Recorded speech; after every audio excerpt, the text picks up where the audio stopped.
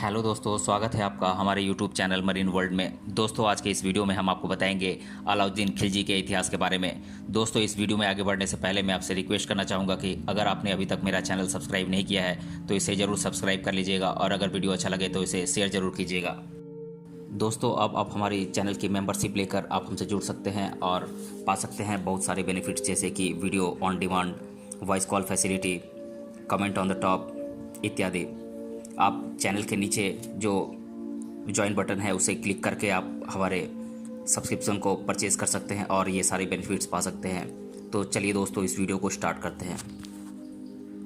खिलजी वंश के दूसरे शासक अलाउद्दीन खिलजी अपने निर्दयी और लड़ाकू स्वभाव के लिए भारतीय इतिहास में मशहूर था। वो एक शक्तिशाली, कुशल एवं महत्वाकांक्षी शासक था जिसने काफ़ी लूटपाट मचाया था और अपने साम्राज्य का काफ़ी विस्तार कर लिया था। वह दक्षिण भारत को जीतने वाला पहला कुशल मुस्लिम राजा भी था। उसने अपने शासनकाल में दक्षिण में मदुरई तक अपने खिलजी साम्राज्य का विस्तार कर लिया था। अलाउद्दीन खिलजी के करीब 300 साल बाद भी कोई शासक इतना बड़ा साम्राज्य स्थापित नहीं कर पाया था। अलाउद्दीन खिलजी खुद को दूसरा अलेक्जेंडर समझता था, यानी कि सिकंदर समझता था। आइए जानते हैं अलाउद्दीन खिलजी के जीवन से जुड़ी कुछ महत्वपूर्ण और दिलचस्प बातों को। अलाउद्दीन खिलजी का वास्तविक नाम था अली गुस्सास्प उर्फ जूना खान खिलजी और इसे अलाउद्दीन खिलजी की पदवी दी गई थी। इसका जन्म हुआ था 1260 से 1275 के बीच में और इसके जन्म के बारे में इतिहासकारों में एक मत नहीं है। अलाउद्दीन खिलजी के पिता का नाम था साहिबुद्दीन मसूद और इसकी पत्नियां थीं कमला देवी, झत्तेपाली, मेहरू, मल्लिकाए जहां, और इसका मृत्यु हुआ था 1316 में दिल्ली में और इसका समाधि स्थल है कुतुब परिसर, दिल्ली। अलाउद्दीन खिलजी के जन्म को लेकर इतिहासकारों में अलग अलग मत है। उसका जन्म 1260 से 1275 के बीच में माना जाता है। उसका वास्तविक नाम अली गुस्सास्प उर्फ जूना खान खिलजी था।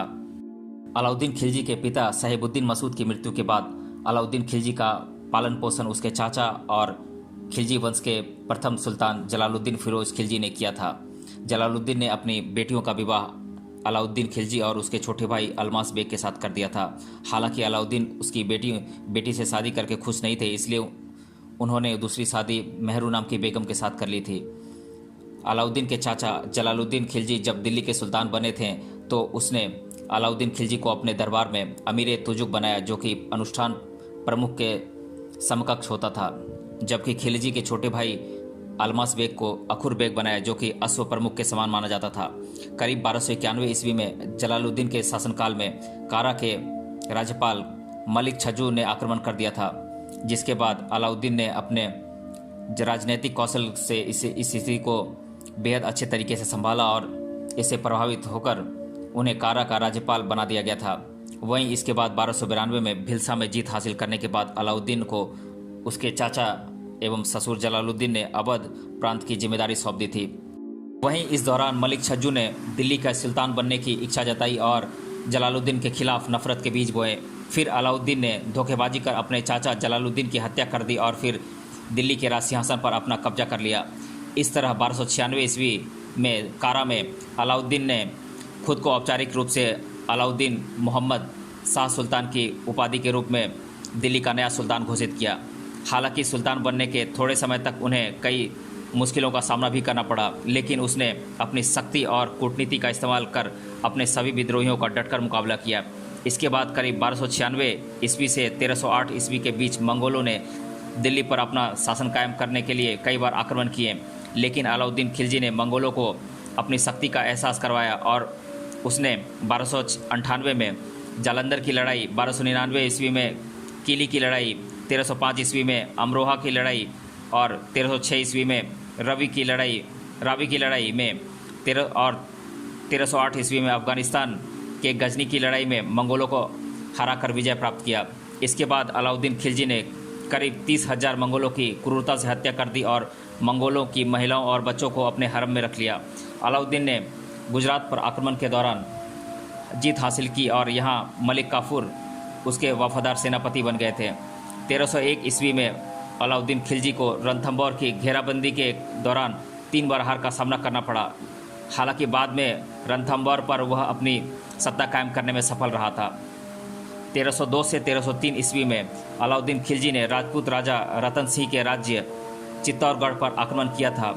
इस हमले के पीछे कुछ इतिहासकार यह तर्क देते हैं कि खिलजी ने रतन सिंह की बेहद खूबसूरत पत्नी रानी पद्मावती को अपने हरम में शामिल होने के लिए कहा था, लेकिन जब उन्होंने इनकार कर दिया था तो उसने चित्तौड़गढ़ दुर्ग पर हमला कर दिया। इस हमले में राजा रतन सिंह तो मारे गए, लेकिन रानी पद्मावती ने खिलजी से खुद की आत्मरक्षा के लिए कई हजार राजपूत रानियों के साथ जौहर यानी कि आत्मदाह कर लिया। इसके बाद 1306 ईस्वी में खिलजी ने बंगलाना राज्य पर जीत हासिल की और फिर 1308 ईस्वी में खिलजी की सेना ने मेवाड़ के सिवाना किले पर अपना सिक्का जमा लिया। 1310 ईस्वी में अलाउद्दीन खिलजी ने होयसल साम्राज्य कोहासिल पर भी विजय प्राप्त कर लिया। 1311 ईस्वी में अलाउद्दीन की सेना ने मेवाड़ के इलाके में खूब लूटपाट की और उत्तर भारतीय राज्यों में अपना तानाशाही शासन चलाया। इसके बाद अलाउद्दीन खिलजी ने अपने सबसे विश्वासपात्र सेनापति मलिक काफूर की मदद से दक्षिण भारत में विजय प्राप्त कर ली। इस दौरान दक्षिण भारत के सभी राज्य खिलजी को भारी टैक्स देते थे, जिसके चलते खिलजी के पास काफ़ी धन और संपत्ति इकट्ठी हो गई।